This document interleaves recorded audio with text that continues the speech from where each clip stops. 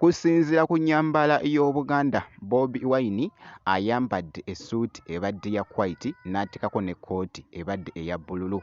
Atuukidde mmaanyi munnange wali mu Buddu Masaka bye ŋŋenda okubeera nga nkutuusaako, wabula abantu baasuze munnange nga balindirira. Abamu tebeebase. Ebbinu libadde munnange ate likutte akati mu bitundu eby'enjawulo. Bye ŋŋenda okubeera nga nkutuusaako kw'ossa ate wali actually ku bibadde bigambibwa nti nno David Lutalo nti afulumizza oluyimba olw'enkyukakyuka. Tayito y'oluyimba luno bye mbadde ndaba ebadde Kyagulanyi, bye ŋŋenda okubeera nga nkutuusaako ku maaso awo. Bampita Jaminati, sinziza ku Jaminati Yugi. Kansooke nkutegeeze munnange nti kasobeera nga tonnaba kulayikinga vidiyo ogirayikinge kw'ossa ate n'okusubscribinga, nakyo kikulu nnyo. Kaakati nno munnange kansooke nkutegeeze Bobi Wine kye yalese akoze yiganga muganda wange kyabadde kikambwe nnyo, wabula olunaku olw'okulala alabiddwako ng'ali mu kwolekera munnange ate wali mu Buddu Masaka, wabula nkutegeezezza ne nkugamba nti nno Bobi Wine ennyambala leero gy'ayambadde ebadde ya njawulo muganda wange. Munda abadde ataddemu ekkanzu ebadde ya white kw'ossa ne kkooti ebadde eya bbululu, okukontana munnange ate n'ennyambala wano mu Buganda. Bannange atuukidde mmaanyi nga bw'ogezaako okulaba akatambi ako.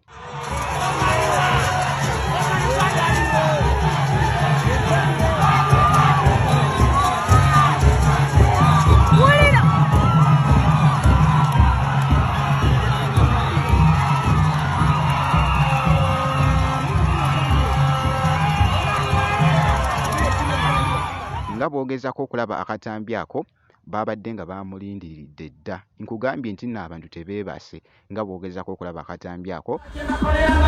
Tuli Masaka, bannamasaka beetegekera okukyala kwa President Robert Kyagulanyi Ssentamu aka Bobi Wine olunaku olw'enkya agenda kuba nga akampeyingira mu Masaka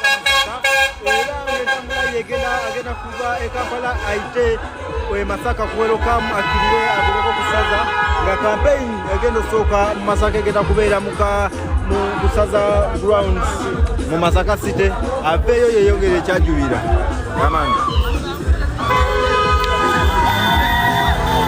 Kiri Masaka, tuli Masaka, tuli Masaka.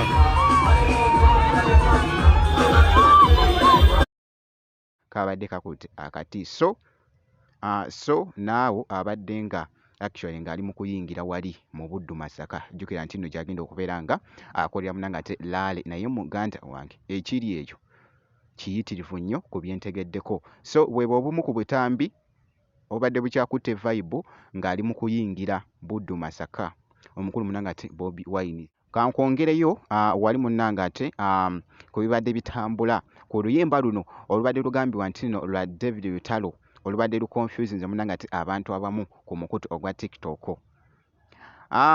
Samo TV ku mukutu ogwa TikTok yavuddeyo n'asooka n'atesitingamu munnange ate saawundi eno, naye bw'owulira omuntu ono abadde ali mu kuyimba aisoya oyinza okulowooza nti nno David Lutalo actually eddoboozi lyagadde munnange ate okufaananira ddala munnange ate erya David Lutalo. Waliwo akayimba akatambula naye nsanze olutalo mu comment section y'akayimba ako. Abamu ono Lutalo, ono David Lutalo, abalala ono si David Lutalo, ono David Lutalo, ono si David Lutalo, ono David Lutalo, ono si David Lutalo. Kakati ne ngamba kankaleeteko wano, mwe baana mmwe gwe owulira ki? Gwe nga gwe owulira ki? Mujje mu comment section ono Lutalo oba si Lutalo.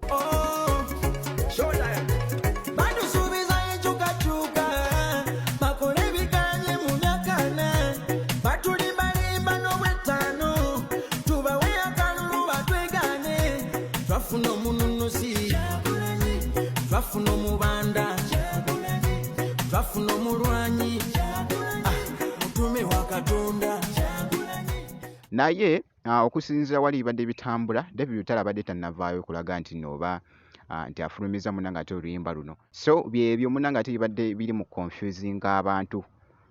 Abamu babadde bagamba nti Samo TV labika gwe wayimbye oluyimba olwo, naye nno byebyo munnange ate ebibadde bigenda mu maaso. Naye nga David Lutalo mukyekinzeko munnange abaddeko Sam Moya nga bwogezako okulaba abaddeko munnange ng'ali mu kukwasaganya mirimu gye emitala w'amayanja nga bwogezako okulaba katambyako kabadde kakutte ettabbu ku mukutu ogwa TikTok.